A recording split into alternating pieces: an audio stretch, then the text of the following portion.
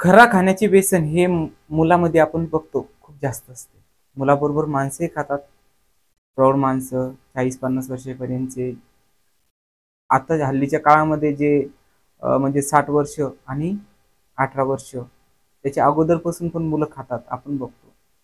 परंतु खरा खाण्याचे हे व्यसन मुलं आणि माणसंच खात नाही, तर बायामध्ये पण त्याची जी लकबी जास्त लागली.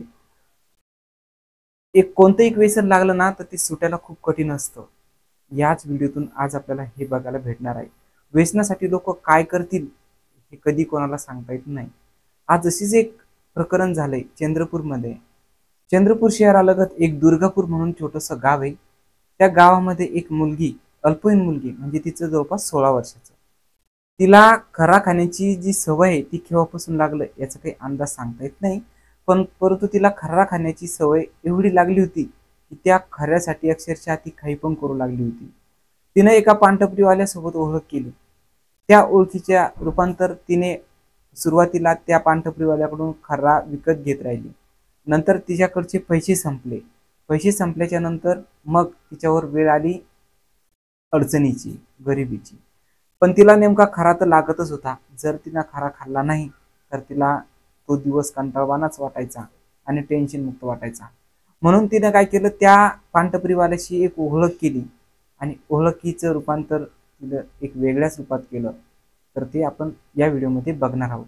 तुम्ही असेच नवीन व्हिडिओ ऐकण्यासाठी, बघण्यासाठी आपल्या चॅनलला सबस्क्राईब जरूर करा. कारण तुम्ही जर सबस्क्राईब कराल तर मला अशाच व्हिडिओ टाकण्यासाठी एक प्रोत्साहन भेटेल. तर चला सविस्तर घटना काय आपण बघणार आहोत. तर त्या मुलीनं काय केलं, खर्रा खाण्यासाठी त्या माणसाकडे पहिली उधारी सुरू केली. उधारी काही वेळेस तिने दिली, काही नाही दिली. असं करत करत मग तिनं खरा खाण्याची तिची काही सवय सुटतच नव्हती.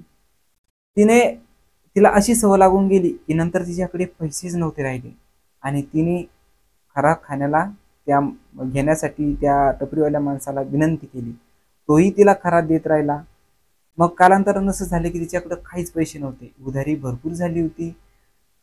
दुकानदार तिला म्हणायचा की तू मागची माझी उधारी देऊन टाक, परंतु ती टाळाटाळ करू लागली. परंतु खरा ती त्या व्यक्तीकडून घेतच होती, पानटपरीवाल्याकडून. मग असं भरपूर दिवस होत गेलं आणि त्या मुलीची जी चाल ढकलपणा आणि अगतिकता बघून त्या दुकानदारवाल्याने सुद्धा तिला खरा देण्याला सुरुवात केली. तर मग या दुकानदाराचं नाव आहे बबन रोहनकर. याचं वय आहे 52 वर्ष आणि या व्यक्तीला याच वयीच्या मुलीची मुलगी आहे. म्हणजे यांची मुलगी 16 वर्षाची आहे. तर या व्यक्तीने काय केलं, त्या मुलीला खऱ्याचे पैसे घेण्यासाठी तिच्यावर अत्याचार केला आणि अत्याचार केल्याच्या नंतर मग ज्यावेळेस या खरा खाणाऱ्या या मुलीला तिला मासिक जी पाळी आहे ती आलीच नाही आणि आलीच नसल्यामुळं मग ती चौकशीसाठी दवाखान्यात गेली. हॉस्पिटलला गेल्याच्या नंतर तेव्हा कळालं की ती मुलगी प्रेग्नंट आहे. जर या पीडित मुलीच्या आईवडिलांना आणि या पीडित मुलीचे जे कुटुंब आहे यांनी ही गोष्ट फोडण्यास नाकाबंदी केली होती, फोडण्यास बंदी केली होती. यांना ही गोष्ट पोलीस स्टेशनला सांगायची सुद्धा नव्हती.